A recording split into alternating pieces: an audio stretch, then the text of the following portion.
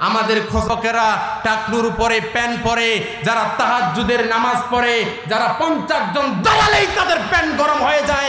ওরা জানে এরা বদরের সৈনিক, ওরা জানে এরা উহুদের সৈনিক, ওরা জানে এরা মুতারের সৈনিক। এরা বাতিলের কাছে মাথা নত করবে না, প্রমাণ করে দিয়েছে 6 জন ফাঁকির মঞ্চে ঝুলে কথা বলেন, ঠিক না মুসলমান?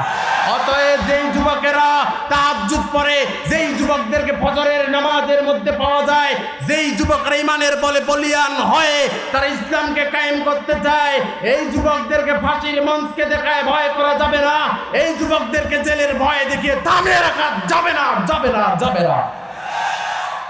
মুসলমান এমন যুবক হতে রাজি আছি তো নাকি? কোন যুবক? মাস এবং মুআজ রাদিয়াল্লাহু তাআলা আনহুমা, এমন যুবক হওয়া যাবে? প্রিয় মায়েরা আমার, এবার খেয়াল করেন, ইসলাম বিজয় এমনিতে আসে নাই। ইসলামের যে বিজয়টা আসছে, যুবকের ভূমিকা সবখানে ছিল কি ছিল না? ওদের যুদ্ধে যখন হানজালা রাদিয়াল্লাহু তাআলা বাসর ঘরে তার স্ত্রীর সাথে সময় কাটাচ্ছিলেন, এমন সময় কে যেন ঘোষণা করলো, এ হানজালা, তুমি আজকে ঘরের মধ্যে আছো, বউ নিয়া দেখো ওদের যুদ্ধের প্রস্তুতি হয়ে গেছে। শুনলাম আমার নবী নাকি উহুদের ময়দানে শহীদ হয়ে গেছে। এই কথা শোনার পর সাথে সাথে হানজালা স্ত্রীকে বলে, প্রাণের স্ত্রী, আমাকে বিদায় দাও, আমি আর ঘরে থাকবো না। যেখানে আমার নবী আক্রান্ত, আমার নবী নাকি দুনিয়ায় নাই, এই মুহূর্তে আমাকে বের হতে হবে। সাথে সাথে এবার হানজালা রাদিয়াল্লাহু তাআলা বের হয়ে গেলেন উহুদের যুদ্ধের জন্য। ওদের যুদ্ধে যখন চলে গেছে, আমার হানজালা রাদিয়াল্লাহু তাআলাকে তার ডান হাত কেটে ফেলা হয়েছে, বাম হাত কেটে ফেলা হয়েছে, পা গুলো কেটে ফেলা হয়েছে, বডিটাকে কয়েক টুকরা করা হয়েছে। আমার হানজালা রাদিয়াল্লাহু তাআলাকে শহীদ করা হয়েছে। এক পর্যায়ে যুদ্ধ যখন শেষ হয়ে গেল, হিসাব করে দেখা গেল 70 জন শহীদ হয়েছে। 78 জনের লাশ খুঁজে পাওয়া গেল, 2 জনের লাশ খুঁজে পাওয়া যাচ্ছে না। একটা হলো আমার নবী সাল্লাল্লাহু আলাইহি সাল্লামের চাচা, নাম হযরতে আমির হামজা, আর আরেকজন হলো হানজালা রাদিয়াল্লাহু তাআলা আনহু। এই 2 জনের লাশ খুঁজে পাওয়া যায় না। এক পর্যায়ে হানজালা রাদিয়াল্লাহু তাআলা আনহুর স্ত্রী কোথা থেকে যেন দৌড়ে এসে বলছে, ইয়া রাসূলুল্লাহ, ইয়া রাসূলুল্লাহ, আবার স্বামী হানজালা যুদ্ধের ময়দানে আসছে, আজকে আমাদের বাসর রাত ছিল, আমার স্বামী কি অবস্থা একটু জানান।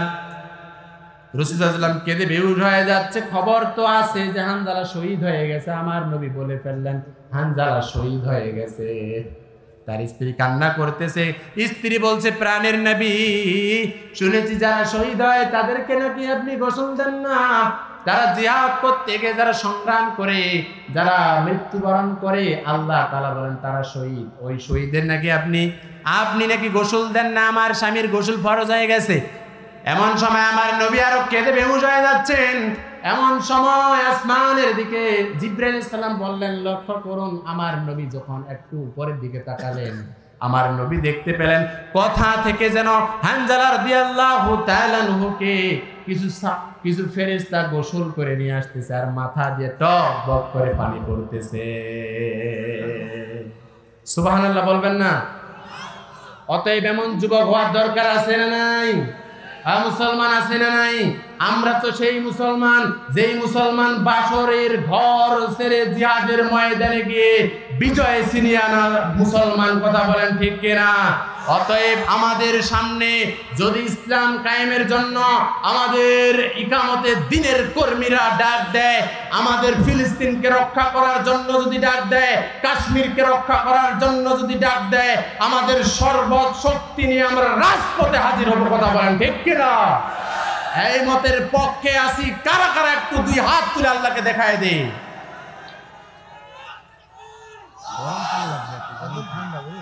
অবস্থা খারাপ, গরম পানি,